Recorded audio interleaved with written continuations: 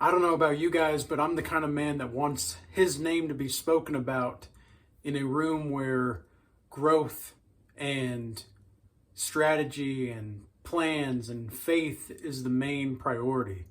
I don't want to be spoken about behind the scenes as a target necessarily, but at the same time, if that's the way that it needs to be, then that's the way that it needs to be, because when you do have a target on your back and when you're being watched, as you're stepping into your power, there's going to be a lot of people that are going to try to trample on you before you get to a certain point. It's kind of like how, the male lions that will kick out the other male lions that they've bred, their children. They'll kick them out before they get too strong. Well, why is that? Well, it's because the daddy lion of the pride doesn't want his son to be mingling with, his family. And so he kicks him out. And so the nomad lion, the lion that is kicked out of the pride, now has to go find another pride and has to create his own family in another pride. And this is a tumultuous time for the male lion because he's alone and he doesn't have anybody to help defend himself. I mean, he's on his own. He's a nomad for a reason. But eventually he'll grow strong and he'll grow into the kind of lion he needs to be, so that way when the right pride comes along, he'll be able to be the daddy of that pride down the line. Well, so the same thing kind of happens with people that are stepping into their power. And people will watch you closely when you're stepping into your power. The reason being is because all of a sudden, that person is wanting to build their life and build their dreams. I don't know if we can have that. And then you'll get these offers. I know that the devil tried to give me so many great offers, quote unquote, before I got to where I'm at today. And I'm not anywhere near where I want to be just yet, but now we're getting traction. Now we're getting somewhere. And that's what I want to see happening. That's what everybody wants to see happening, but it's going to take a few years of really hard work and development. It took me 7 years nearly of being spiritually awakened to get to the point in which I feel very comfortable and confident talking about these kinds of subjects and having a authoritative voice when it comes to understanding the spiritual realm and the spiritual dynamics and why people act the way that they do around chosen people and around godly people, that is, God's people. And the reason why I feel comfortable enough to talk about this kind of stuff is because I've seen it, I've lived it, and I trust what I've experienced, and I encourage you to trust what you have experienced as well. Don't listen to these people that are trying to sway your perspective simply because they don't understand what you're saying. If they're not wanting to rise to your level, and I'm not saying that you need to think yourself better than these people, but when you are stepping into your power and you're reclaiming your voice, you're reclaiming your being, you're reclaiming who you are and what it is that you came to do on this earth. Because for so long we're taught to, you can be ambitious, but it has to be this way and that way. Or, you can have drive, but you can't do it over here. You've got to do it over there. It's like, who cares? We're here to please God, okay? And we're here to do what God wants us to be doing.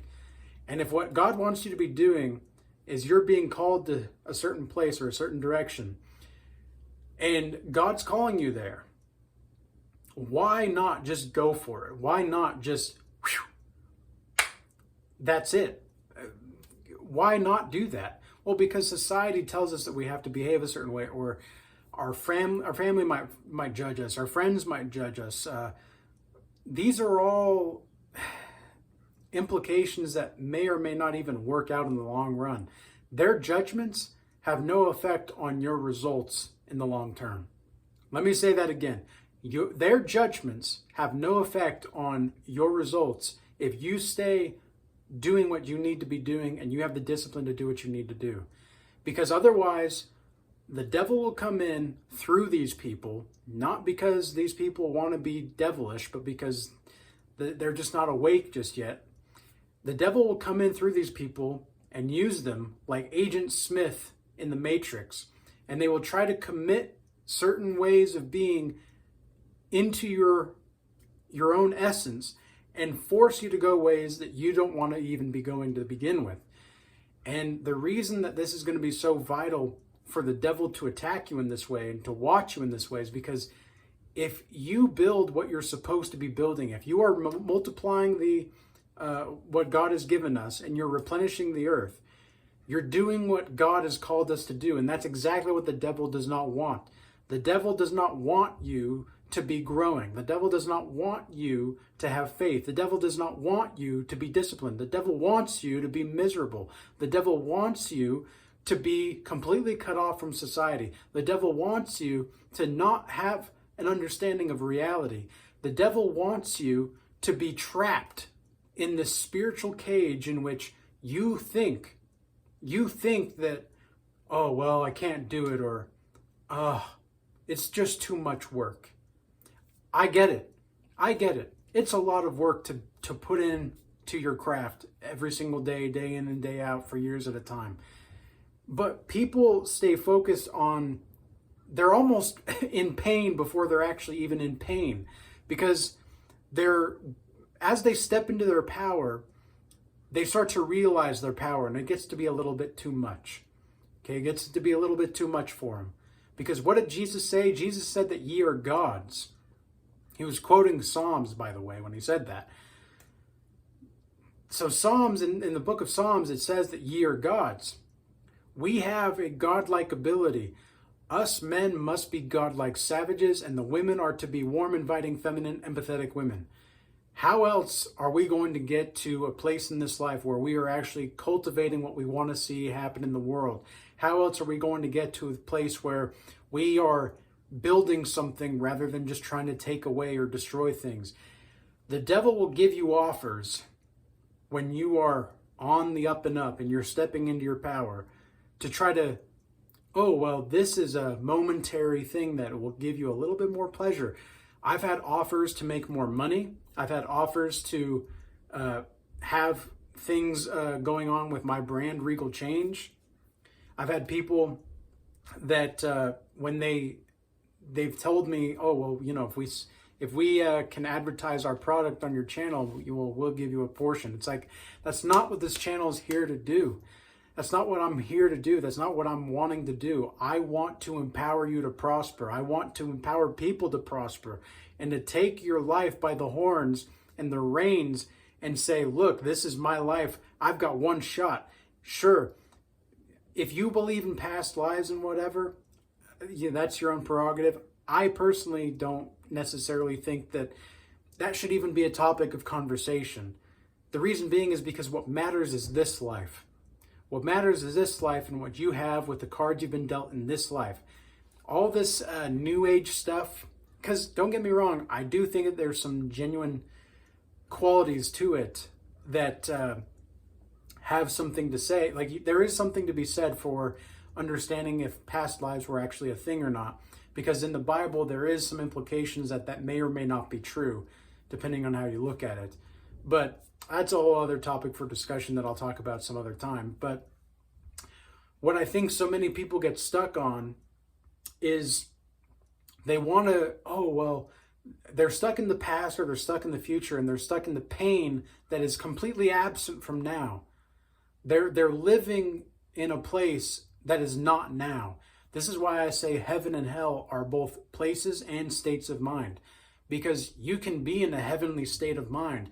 You can be in a hellish state of mind, and you can, man, I'm on fire today. I just have so many thoughts. My mind is going through like 99,000 miles an hour.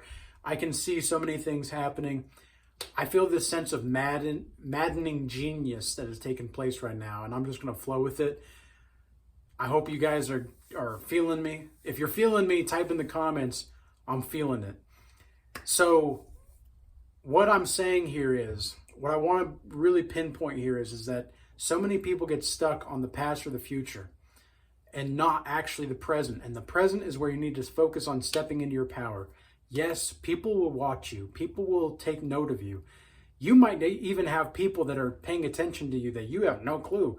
Like, you're focused on you. You're just so focused on you that all of a sudden down the line, you'll have people coming up to you and be like, hey, I saw you doing this. I saw you doing that. And you'll be like, yeah, I've never seen you at all, man. Like, I'm not saying, I mean, thank you. Like, because they're usually giving praise or admiration. But it's like, man, I don't know who this is, but it's not like you're trying to be rude. You're not trying to be vain. You're just so focused on what you're doing. You're putting yourself at your own focus. Like, you are the focus of your existence, and not in a selfish way. You're not necessarily saying to yourself, like, I'm the only important person. It's like, no, I'm the most important person in my life. I'm the most important person in my life. It's good to care about others, but there's a degree of attachment and detachment that you must have to other people. You can be attached to some degree. If you have trust in somebody, or you have a built rapport with somebody, a connection, that's good. But if you really want to stay detached from somebody or people in general, the best way to do this, because this is the trick to spiritual maturity, is caring enough about people, but not caring about what they think of you. That's the key. And what I've noticed is the more authentic you can be, the more kinds of people that you're going to attract into your life that are like you. And that's where it's so cool to have like a community or a group of people that are like-minded, that are challenging themselves each and every day, that are really focused on building their lives. Sure, they're maybe not perfect. Nobody's perfect. None of us are truly worthy of God, okay? And that's a fact. It's not because we have this weird masochistic or sadist view of people or ourselves. It's that we understand that we are flawed human beings, and that we're never going to be able to truly live up to the glory of God, but we will give everything we've got for the glory of God. And that's why people will watch you too, because they don't like that. The people that are degenerates, that don't understand what's actually happening in the world, people that don't really understand the proclivity that we are going through as a society to choose degeneracy over longevity. These people, these ways in which we are living our life, it's not going to matter to them until it starts to affect them in a way that they view to be derogatory, when in reality we're just holding up a mirror to their sins. That's exactly what it is. That's all that it is. And so you have to recognize that these people will be watching you, partially because of admiration, partially because of respect, partially because of jealousy, partially because of envy. But you have to make sure that you just don't even enter those spaces anymore. I've had to cut off somebody recently, an acquaintance that I've met recently in my physical community. I've had to cut that off because it started to show signs of envy. It's like, man, even an acquaintance is going to start to get upset or do these weird kinds of things. So I just don't even go near that person anymore. I just don't go near them. And, they were trying to ask me like, oh, I've noticed you've been gone for a while. Where have you been? Where have you been? And, the words sounded caring and supportive, but the energy was like, where have you been? How have you been? Well, that's how it felt. So I'm like, I see what's going on here spiritually. I'm not about it. I don't even want to be around this. I'm not even going to enter that zip code of envy. I'm not going to enter the zip code of jealousy. I'm going to stay in the zip code of joy and prosperity and peace and righteousness, and glory be to God. So with all that being said, if you're getting edification from this video, if you're getting inspiration, check out the Regal Change Academy or schedule a one-on-one mentorship session with me. I also just started a Telegram channel where this is going to be more for people that are wanting to just listen. I'm going to be posting masculinity, insights on masculinity, stoicism, money, sex, relationships, business, you name it. That's going to be more the niche that's going to be going in there.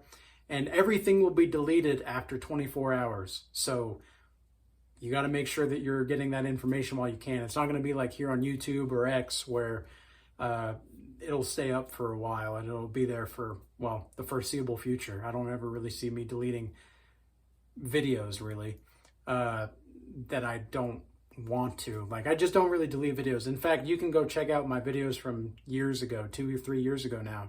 I guess almost 3 years ago.